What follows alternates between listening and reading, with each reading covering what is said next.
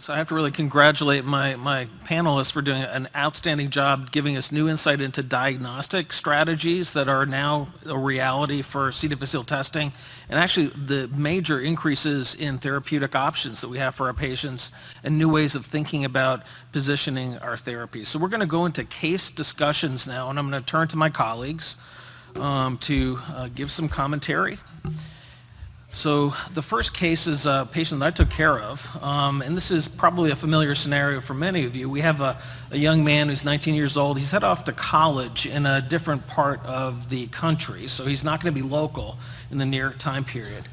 He has a history of pan-ulcerative colitis at diagnosis, so he's presenting with a little bit more severe disease.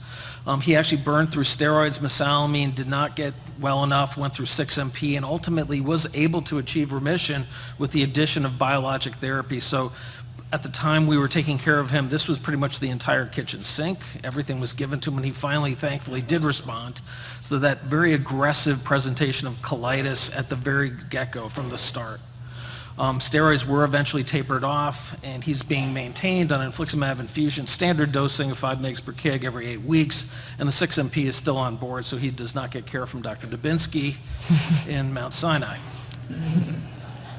All right, so we have a year later, fast forward to 1 year later, and this young man has developed some loose bowel movements, which are waking him up at night from sleep. That's actually a nice thing to remember. IBS doesn't wake you up at nighttime, but IBD flare-ups will, and C. diff flare-ups will as well. He has symptoms that are getting worse. He's trying to tough it out. He's got exams coming up. He's not trying to let this disease get in his way, but he's deteriorating over the course of 3 weeks.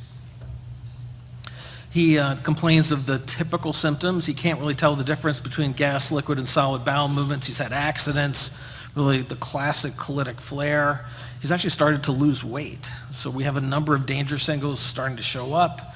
Interestingly, there was no antibiotic exposure. There's no antibiotic exposure in the months leading up to this problem.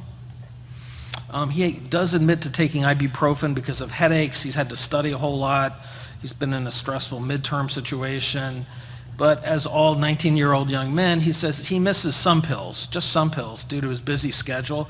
But we know that for a fact that he's kept up with his infliximab infusions, and he's contacted our office. The nurses who are working with us are in communication with him long distance. We're trying to get workups patched together, trying to help him out when he comes back home in the near future. And he's coming back in a week, and he definitely wants to finish the semester, and he's not going to withdraw at this time period.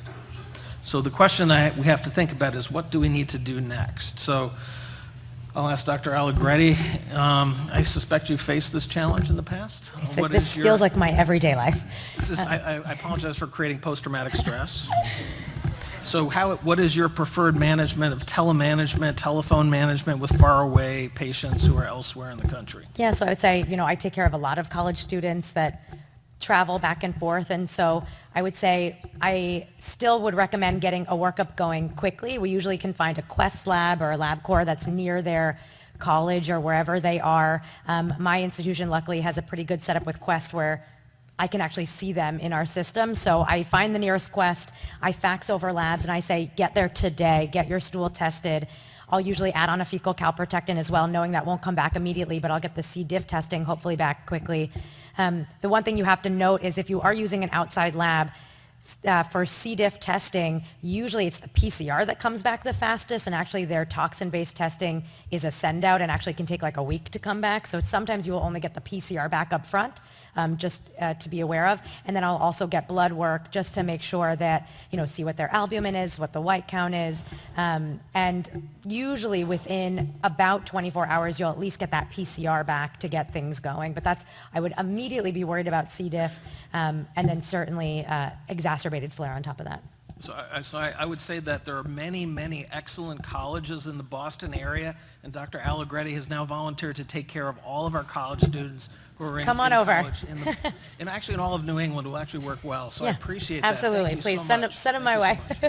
All right, so let's see what actually happens here. So we've ordered the blood work. We've gone for the CBC, objective markers of inflammation, albumin to potentially do a little bit of risk stratification. We've definitely ordered the stool studies that have been mentioned. I've actually had some patients get into trouble with salmonella over the past few years. So I think there is rationale to look. We hear about these outbreaks with foodborne bacterial pathogens. Peanut butter has been the troublemaker. I know salad bars have been thrown under the bus. Peanut butter has caused 3 salmonella infections Especially in in my college. patients. Therapeutic drug monitoring, well, we could think about that, but I'd be thinking about other things as a first step. I would turn to TDM, maybe a little bit down the algorithm as opposed to first thoughts. It would be great to do a colonoscopy in someone who really hasn't had that confirmatory colonoscopy yet. After a year following his diagnosis, he moved away. And maybe a CT scan of the abdomen and pelvis if he's getting into deep trouble as heading towards an emergency room. And what comes back, sure enough, he's anemic, his CRP is 6-fold elevated, he's a little bit hypoalbuminemic, and as we would fully expect from a 19-year-old male, there are no stool studies that have been performed. He did get his TDM done for us, thank you, but he has not provided that stool specimen, and a colonoscopy has been scheduled as soon as he gets back to home, and this is the colonoscopy findings. This is what this young man, this is the actual endoscopic images from his colon. So I'm going to ask Dr. Allegretti to perhaps use a preferred language to describe what she's seeing here. Yeah, so I would say this does not, there's certainly inflammation. You can especially see there's some stool, so it's a bit hard to see, but especially in, say, box 4, you can start to see these white areas, which is essentially pus. These are small little areas of ulceration. I would say this is probably a Mayo 2, if I was, if we got a really good look, just based on, you don't really see any vasculature, although there aren't, it's not bleeding, there aren't any deep ulcers, but certainly this is grossly inflamed tissue. And again, we wouldn't expect to see classic pseudomembranes in this patient, but I'm also not seeing those here. So the point that Dr. Allegretti made, which is the pseudomembranes that we might see in a general population individual who's suffering from severe C. diff, pseudomembranes are a biomarker of severity. So when you see them, that is telling you this is a person in trouble. Now, it's not fair to show still images. Sometimes you get a lot more feel for what's going on when you're actually in the procedure lab doing the procedure yourself. And what I think was called stool here, perhaps on the top right image, when you hit the water jet on your colonoscopy machine, it doesn't wash off.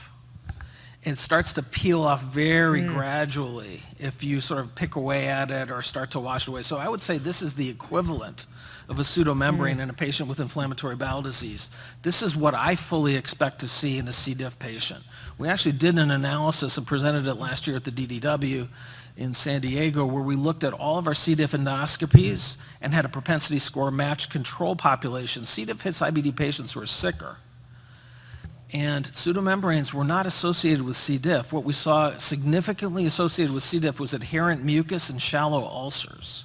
So the features are not going to be typical. So don't be fooled if you see things that are sort of strange. You can see activity going on, but this might be the fibrinopurulent exudate equivalent in the IBD patient. All right, what do we do next?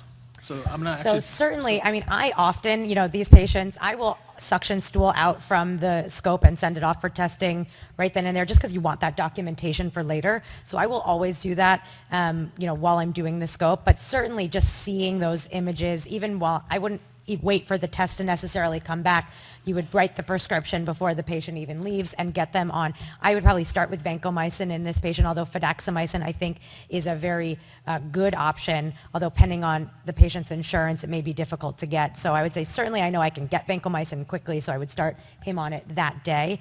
And then I'm watching that patient closely for the next 48 hours to make sure that we're seeing improvement in their symptoms. And if we are, then I'm really starting to think about what to do with their IBD therapy. So I would make the comment that we still want to make the diagnosis. Absolutely. We want to make the diagnosis for a few very, very important and pragmatic reasons.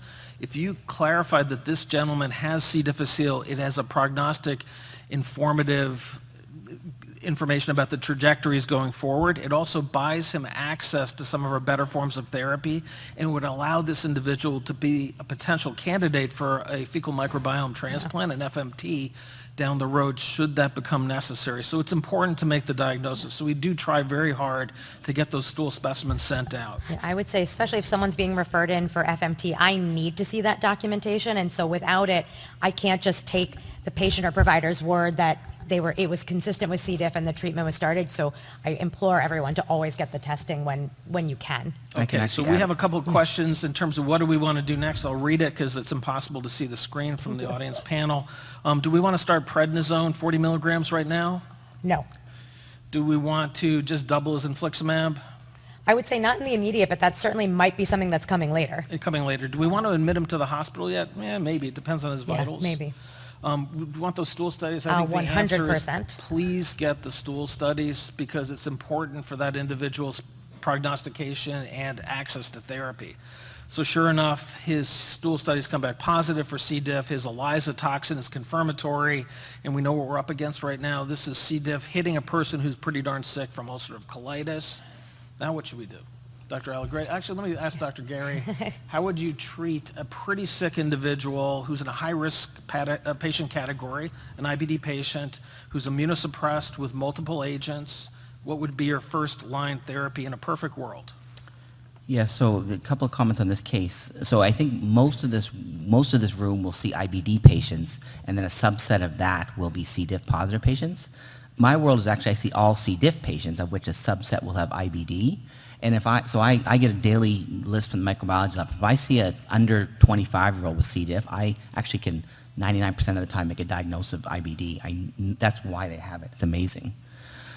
I will also mention before we begin that NSAIDs, ironically enough, are a risk factor for C. diff. That prostaglandins influence the mucin layer of your mucin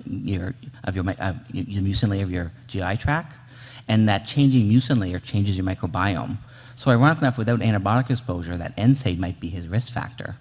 I will say when I see no prior antibiotic exposure on the medical chart, 6 times out of 10 I can find it with a more in-depth interview. So I always question that lack of antibiotic exposure with C. diff positive patients. Might be a little different with IBD, but so be it. So now that we have the case, the guidelines do say no empiric therapy unless you're septic or you're going to have a delay in diagnosis. So it seems we got these back, so we did this correctly without empiric therapy. So he doesn't appear to be fulminant. We'll have to get some vitals. Doesn't appear to have an ileus. So this is the perfect guideline case that's going to be either vanco or fidaxomicin. I don't disagree with vanco at all because of its ease of use. You are sending that guy down more microbiome disruption if you are going to give him vancomycin. This is a sick kid. He's got tons of underlying disease. Do you really want to set him up for a 24% chance of recurrence? Or do you say this person deserves a better therapy?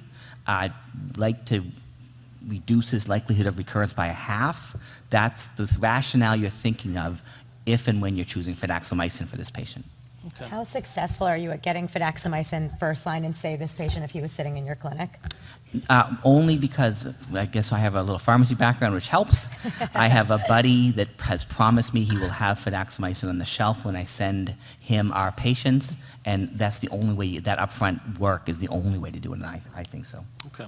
So let's keep going. So let's see our choices. Should we give metronidazole, standard 500 milligrams 3 times a day for 10 days? I think that we all are coming into agreement, probably not in this setting.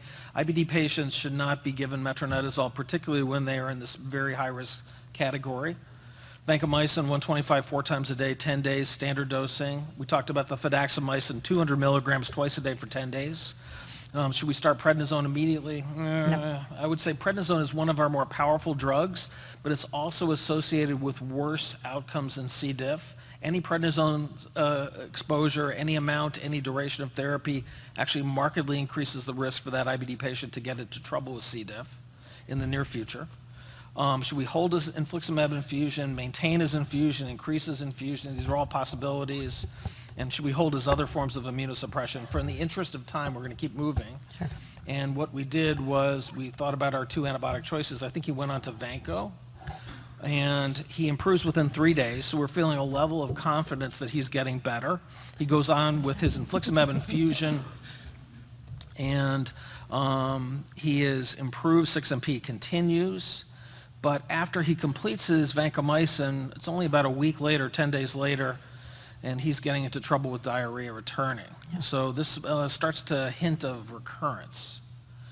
Repeat stool testing is positive. Now what should we do? So I would say one of the biggest changes or advancements, I think, in the IDSA guidelines, the most recent IDSA guidelines, and I will mention, I know the ACG guidelines seem super outdated currently. We are currently rewriting them, so they will be in line with IDSA, and so we will have our own GI guidelines that will be updated shortly. But what the IDSA guidelines tell us now is if you did something the first time and it didn't work, do something different. Don't just repeat the same thing. So we gave this patient vancomycin. So really we're talking about fidaxomicin in this patient or a prolonged vancomycin taper. I would say I would certainly prefer fidaxomicin in this patient at this point. And I think, even to go back, this is a patient where, in theory, this is a high-risk patient. They're traveling a ton. You really don't want this. They're not going to be in your eyesight for much longer because they're going to go back to school. This is someone you really actually could consider bezlotoxumab in too. Remember, you don't have to have multiply recurrent C. diff to use bezlotoxumab. You only have to be high risk for recurrence. That's what the label is. So if this was somebody you were really worried about who's going to be off at college and you're not going to be able to find them, you could consider just also giving them, of course, an infusion of bezlotoxumab while they were still at home. But this is a patient where, in this situation, I would get the testing as you did and then probably start fidaxomicin next. Okay, so our treatment options for the first recurrence of C. difficile infection, we could go to a different antibiotic. He's been on vancomycin. Now we have rationale to shift over to fidaxomicin. As we've heard from Dr. Gary, this has some benefit in terms of not injuring the microbiome, which is already dysbiotic to start with. So there's rationale, and there's actually data to support the first recurrence being treated with this strategy. Not necessarily an IBD patient population, but IBD patients are even more high risk. We could definitely go back to vanco, but then think about a taper regimen afterwards. We heard just now about bezlotoxumab, the passive vaccine essentially that would provide antibody immunity against toxin B that would decrease the risk of recurrence. In the pivotal trials, the IBD patients were technically excluded, but somehow about 50 patients snuck in to the trials. And this was actually just published in Gastroenterology not too long ago by Kieran Kelly from the Beth Israel Deaconess. The IBD patients who were randomized to not get bezlotoxumab had a 50% recurrence that was decreased to 25% recurrence. So I know we heard about 20 to 25% recurrence in the general population with first recurrence after the initial therapy. It's much higher in the IBD patient population, probably in the neighborhood of 34 to 50% recurrence in general. And should he get a fecal microbiome transplant at the first recurrence, Dr. Allegretti? So no, remember that the current FDA policy of enforcement discretion allows for FMT clinically to be done for recurrent or refractory C. diff. Recurrent is typically defined as 3 or more confirmed episodes, so second or further recurrence. This patient is only at their first recurrence, so technically does not meet the sort of approved criteria under the policy of enforcement discretion. This would only be done in the setting of a clinical trial right now, of which we have, and so we'll be showing data on that coming up. But technically speaking, this patient is not eligible for a fecal transplant as of yet. Okay. David, I think we get one comment on the pulse taper, because it's very commonly used. So remember, vancomycin is only cleared via the feces with bowel movements. So as bowel movements return to normal, you can reduce the number of times per day you actually give vanco. So if you're 1 BM per day, 1 is enough. And that 1 will still cause a lot of dysbiosis. So as fast as possible, you want to get to a QOD or Q every other day taper, if you can. And so that full dose vanco, although it's helpful while you're on it, if you're so dysbiotic when you get off, you're just going to set them up for recurrence again. So you've got to get them down to the lowest dose possible as quickly as possible. All right, so we're going to keep moving on this case. So the patient admits he has a hard time taking pills. He has problems with adhering to regimens. He's trying to be on his own for the first time. He prefers IV treatments. He has a positive feeling with infliximab. He attributes it to helping him get better from the bad initial presentation. He just had a colonoscopy and doesn't want another fecal transplant colonoscopy, which he's not technically eligible for outside of a protocol. He also does not want to get sick again. He had a miserable time with this flare-up. It impaired his school performance. He had to withdraw from an important class. And he definitely does not want a colectomy. One of the best motivating things for our patients with inflammatory bowel disease, particularly young individuals, is to explain what might be at risk. So ignoring the problem is not in their best interest.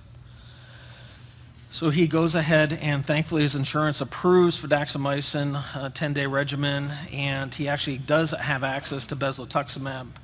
And where are we 1 year later?